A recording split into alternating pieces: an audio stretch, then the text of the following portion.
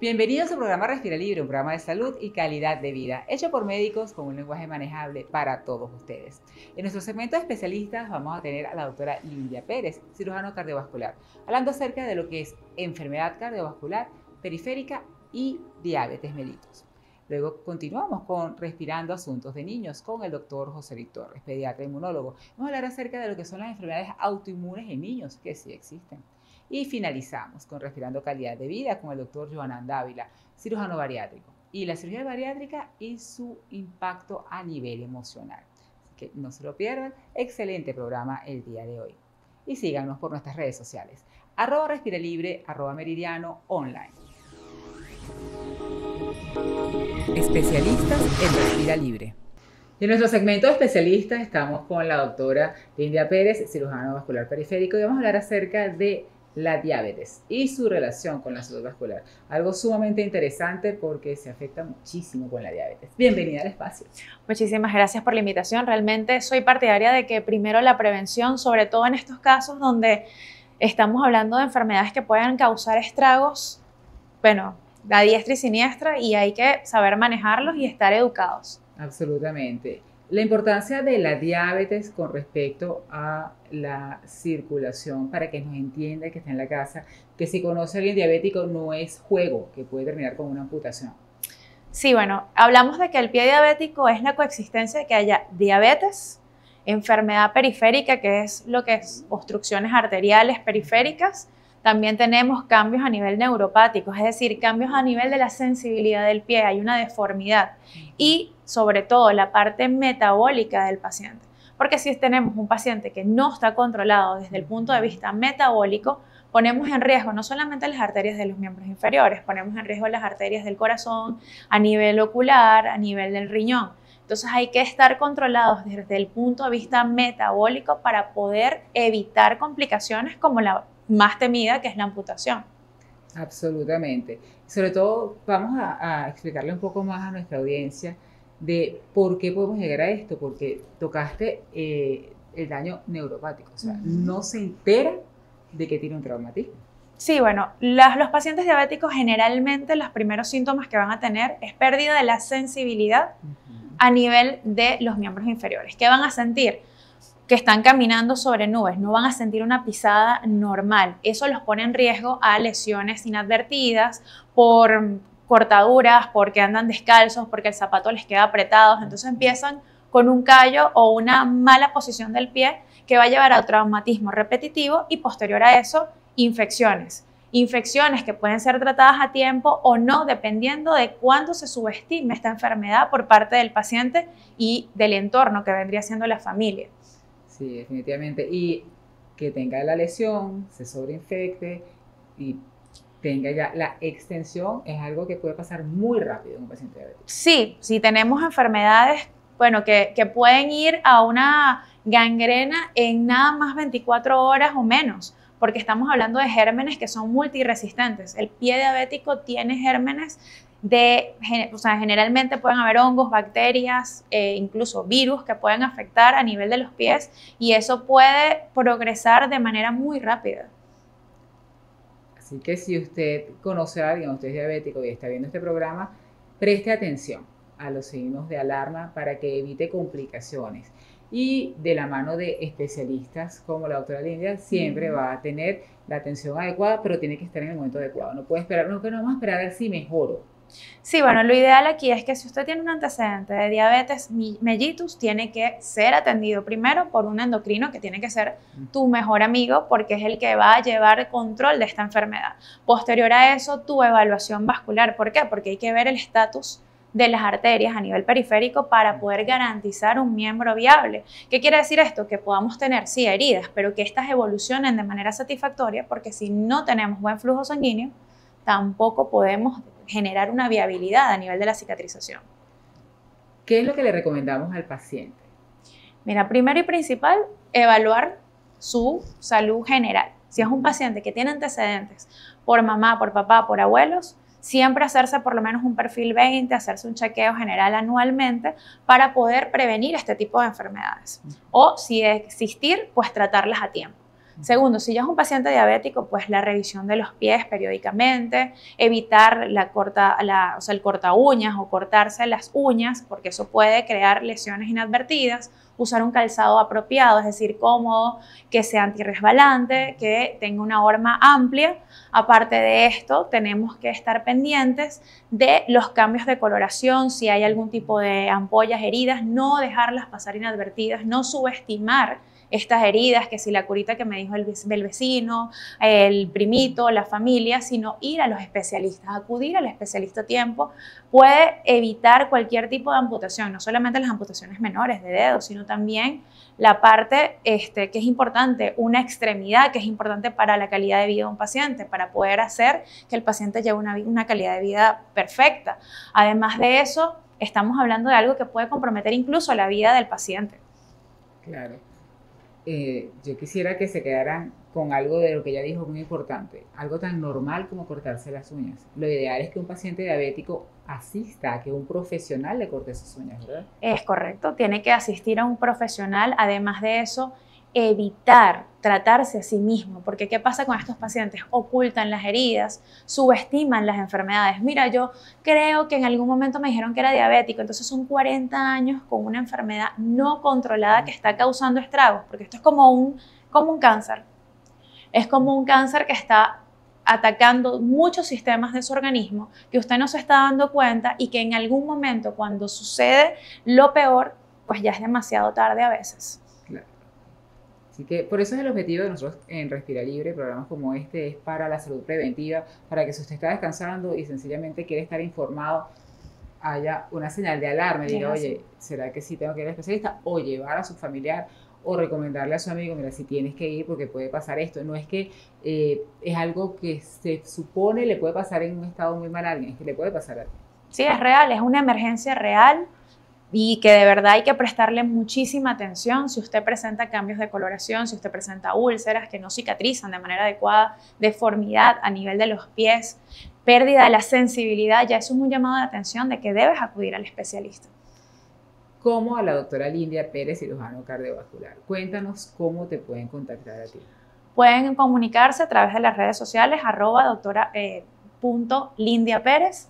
Además de eso, tenemos 0412-827-0027, que es el número de contacto para las consultas. Y si usted no la ubica, como siempre le decimos por acá, todos nuestros especialistas están en @respiralibre, nuestra red social, para que de la mano de los mejores especialistas usted siempre tenga la mejor salud. Muchísimas gracias, Linda, por haber estado con nosotros. Gracias por la invitación siempre. Aquí estaremos. Si usted manténgase acá en Respira Libre.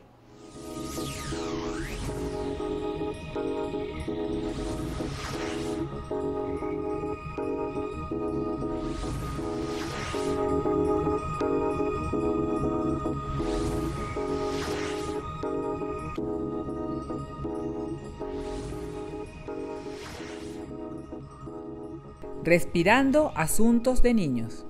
Y en nuestro segmento Respirando Asuntos de Niños nos encontramos con el doctor José Eli Torres, inmunólogo, alergólogo y pediatra, y vamos a hablar acerca de las enfermedades autoinmunes en la niñez. José, bienvenido a tu espacio.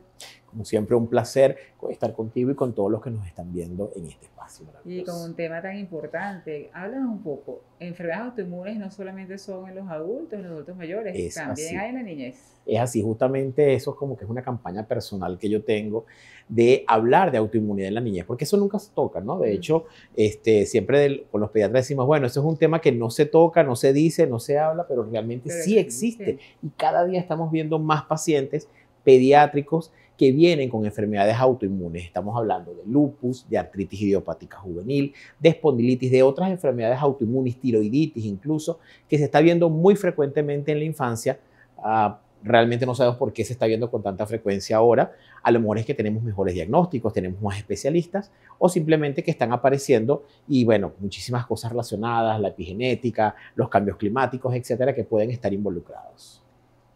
Quiere decir que si usted ve que su niño tiene algún dolor recurrente o tiene trastornos de coloración en piel, ¿cómo puede saber la persona en casa qué estará pasando con mi niño? ¿Será un trastorno inmunológico? Sí, lo primero es que recordar que lo más frecuente en los niños en cuanto a esas cambios de coloración, dolores recurrentes, etcétera, son las infecciones. Eso es lo más frecuente, ¿no? O sea, realmente esto es un porcentaje de la población. Se habla de más o menos de un 15 a 20% de incidencia de enfermedades autoinmunes en pediatría, quizás hasta menos. Pero está viéndose como frecuencia. El problema es que muchas veces la subestimamos y no pensamos, exacto, pensamos en cualquier otra cosa, ¿no? ¿Qué es lo que tenemos que estar pendiente? Ese niñito que tiene enfermedades recurrentes, dolores articulares, fiebre que no se mejora con nada, habiendo descartado todas las otras causas infecciosas. Ese niñito que tiene decaimiento constante, que tiene debilidad muscular, que tiene dolores articulares a pesar de hacer un ejercicio moderado quizás.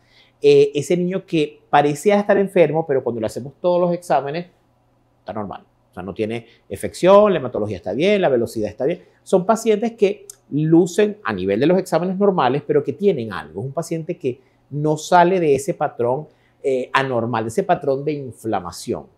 Todo niño que salga de ese patrón normal, ¿en quién tenemos que pensar sobre todo? En ese niño adolescente, que es más frecuente, adolescente que tiene fiebre intermitente, que no tiene un cuadro infeccioso. Si es niña, nos hace pensar aún más en estos cuadros infecciosos, en estos cuadros autoinmunes no infecciosos. Entonces, ese niño que se sale de ese patrón normal, lo lógico es consultar con su médico, con su pediatra, que está totalmente capacitado para orientarlo a ver si tiene una enfermedad inmunológica. Sí, lo importante que nosotros siempre traemos a colación aquí en Respira Libre es que lo piensen.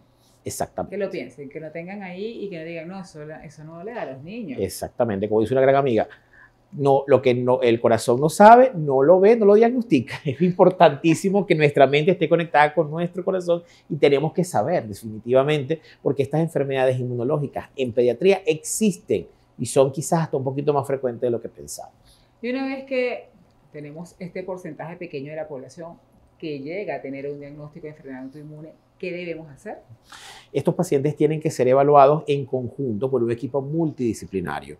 Estamos los inmunólogos, por supuesto, que vemos estos pacientes. También están los reumatólogos que se han especializado en pediatría. Son muy poquitos.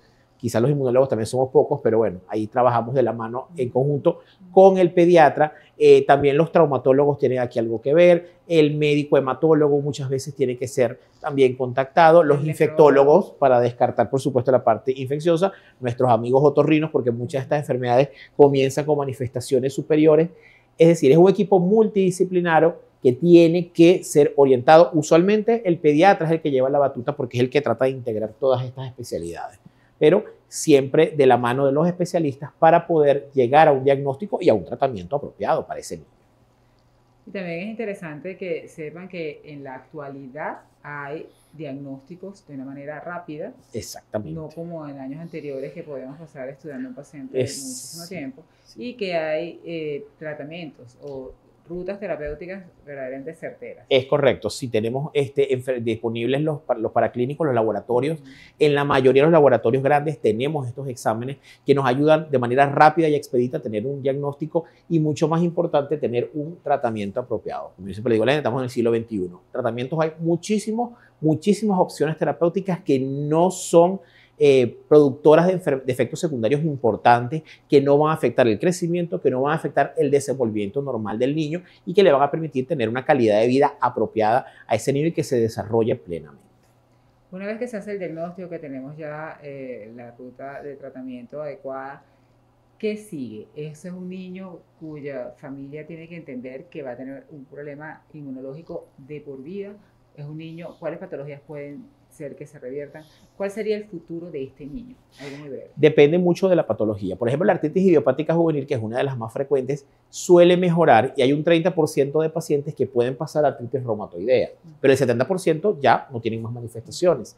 El lupus, lamentablemente, sí es una enfermedad que se mantiene en el tiempo, pero hay otras patologías. La tiroiditis puede ser transitoria, puede mejorar con el tiempo, mejorar con la edad. Muchos de estos niñitos, cuando pasan a lo que es la pubertad o pasan de la pubertad, comienzan a mejorar y ya no tienen que recibir ningún tratamiento. Uno hace un seguimiento, le da miedito y uno cada 6 meses, una vez al año, uno le hace sus exámenes para ver. Pero la mayoría de esos pacientes pueden tener perfectamente una vida normal y hacer su vida sin mayor inconveniente. Yo tengo muchos pacientes que diagnosticamos de adolescentes con lupus, con artritis y que hoy en día pues son profesionales. Tengo una de ellas que en estos días me sentí muy orgulloso porque la muchacha me llamó y me dijo, doctor, entré al posgrado de radiología. Me dijo yo, ¿en serio? Sí, la muchacha se fue, graduó de médico. Yo la diagnostiqué antes de graduarse de médico. Hoy en día no solamente eso, sino que de paso está haciendo posgrado de radiología y se siente sumamente feliz, súper bien. Y yo, ay, ¿cómo te sientes? No, perfecto. Cualquier cosa le aviso. Entonces, esas son cosas que a uno le llenan porque ese paciente no tuvo que cortar su vida. Hizo su vida, se graduó, está perfecto. Se va a graduar próximamente de radiólogo y va a ser probablemente un excelente profesional porque, bueno, espero que sí. Claro que sí, con seguridad. Lo interesante es que usted tenga todas las herramientas y que pueda estar de la mano de los mejores especialistas. ¿Cómo te contactas? A través de @doctor.joselictorres, Joselictorres, y por supuesto las redes de Respira Libre, donde también estamos siempre presentes. Por supuesto, @Respira Libre, donde el doctor Joselit es nuestro inmunólogo de Casa Matriz de referencia. Desde que empezamos, estamos trabajando juntos, así que orgullosa de presentar a nuestro compañero de Respira Libre. Muchísimas gracias, siempre orgullosísimo de estar a tu lado y de acompañarte en los proyectos. Y así seguiremos. Y usted manténgase acá, en Respira Libre.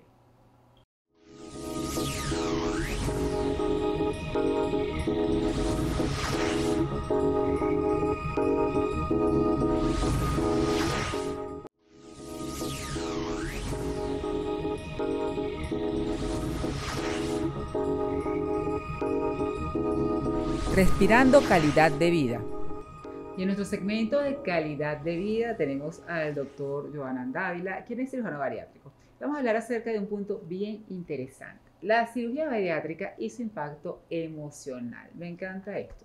Sí, un tema muy importante. Muchas gracias por la invitación y sobre todo para hablar de este tema, porque lo que tenemos ya como afirmación, con certeza, vamos a decir, con evidencia científica, es que la cirugía bariátrica es capaz de producir cambios físicos a través de la pérdida de peso y el control de enfermedades como la diabetes, la apnea, la hipertensión arterial. Eso no tenemos duda.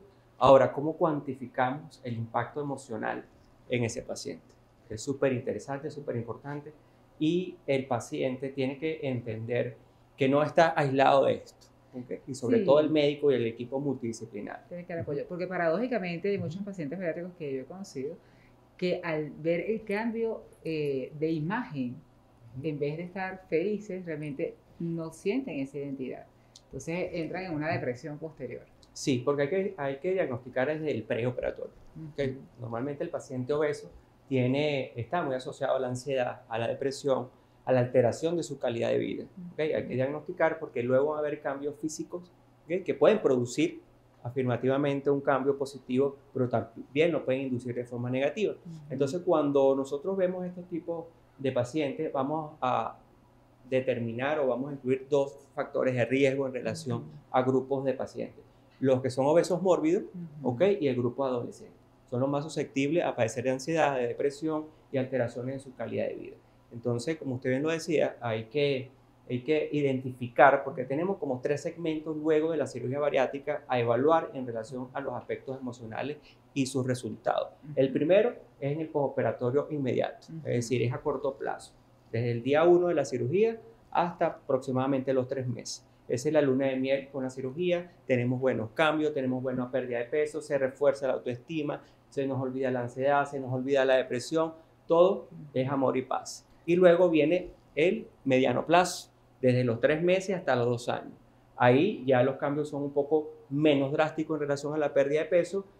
Quizás nos pasamos un poco de la expectativa que tenemos nosotros de pérdida de peso, cómo nos vemos, cómo es la autoimagen y también el apoyo familiar. Entonces viene el microambiente a decir, ya frena la pérdida de peso, te veía mejorante, trata de decirle al doctor que hasta acá está bien. Entonces empieza a tener unas alteraciones emocionales en el paciente que si no hay una buena red de apoyo emocional puede determinar en ese paciente unos malos resultados. Y finalmente el largo plazo, que es después de los 2 años, porque si bien tenemos seguro en los pacientes con cirugía bariátrica es la reganancia de peso. La reganancia de peso es un fantasma que siempre va a acompañar a todo aquel paciente obeso que se sometió a una cirugía bariátrica y tuvo una pérdida efectiva de peso. Entonces, ¿qué pasa si un paciente regana peso? Se siente que él mismo se traicionó. Se traicionó a él mismo, se traicionó a todas aquellas personas que lo apoyaron en su momento. Entonces, entramos en una etapa quizás igual o peor al preoperatorio en relación a la ansiedad, la depresión y alteración de su calidad de vida. Quiere decir que si usted está dispuesto a hacerse una cirugía bariátrica, tiene que estar de la mano de todo el equipo multidisciplinario de su cirujano, que incluye la parte psicológica primordialmente. Sí, la parte psicológica es fundamental. La fundamental en una evaluación psicológica, no solo para el paciente, sino para toda esa red de apoyo familiar. Red de apoyo familiar. Porque muchas veces tratamos al paciente, él lo entiende, pero cuando lo devolvemos a ese ambiente hostil de su casa, donde hay críticas constantes, donde no lo acompañamos, donde de repente la alimentación que está alrededor lo altera, entonces no hacemos nada. Entonces, más que darle un apoyo solamente al paciente, tenemos que tener esa red de apoyo bien integrada. Una educación familiar, porque él llegó a ser obeso y lo va a transmitir a sus hijos porque el ambiente no es el propicio. Entonces, cuando él empieza a perder peso, empieza a iniciar actividad física, muchas veces hay una oposición de los familiares, ¿okay?, a que él se integre a esa vida saludable, porque ellos lo están viendo desde que ellos no son tan saludables. Entonces, es importante que en nuestro equipo multidisciplinario todo cirujano bariátrico lo identifique y lo integre tanto el paciente como a la familia. Y esa red de apoyo psicológico es desde el día previo a la cirugía, y el paciente lo tiene que entender, y la familia también. Sí, eso es lo ideal. Lo ideal es que el paciente desde antes de la cirugía se haya diagnosticado, porque como al principio lo comenté, que es algo etéreo, es difícil de cuantificar lo que es la parte emocional. Sin embargo, hay test que el psicólogo o el psiquiatra están capacitados para identificar cuáles son los factores de riesgo que va a tener ese paciente en el intraoperatorio y en el postoperatorio, para entonces ahí salvarlo y rescatarlo de esa reganancia de peso y todas esas alteraciones emocionales que pueda tener el paciente. ¿Y ustedes tienen de rutina pedir evaluación por lo menos de algún acompañante familiar? ¿O solamente hacen la evaluación del paciente? O sea, en un principio se hace la evaluación del paciente. Y después de esa entrevista psicológica se desprende si está apto para la cirugía, si está apto con acompañamiento psicológico y si está apto con acompañamiento psicológico familiar. ¿Okay? Eso es un diagnóstico previo a la cirugía y ya luego se le hace el acompañamiento.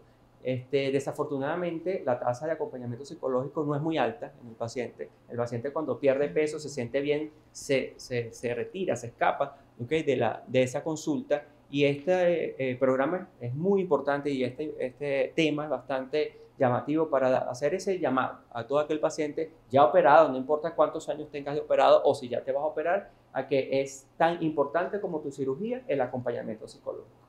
Excelente. Yo creo que este tema que hemos tratado muchísimas veces, cirugía bariátrica, hasta en el programa con muchos de los expertos, pero la parte emocional no la habíamos tratado. Fíjate que creo que definitivamente usted que está en su casa viendo esto dice, no puede ser que se opere y se vaya, no puede ser que el problema sea del paciente solo, tenemos que incluirnos todos y definitivamente tenemos que hacer un trabajo en equipo completamente. Claro que sí, porque la cirugía bariátrica es solamente una herramienta, es una herramienta de todo ese conjunto de posibilidades que tiene el paciente para mejorar su calidad de vida.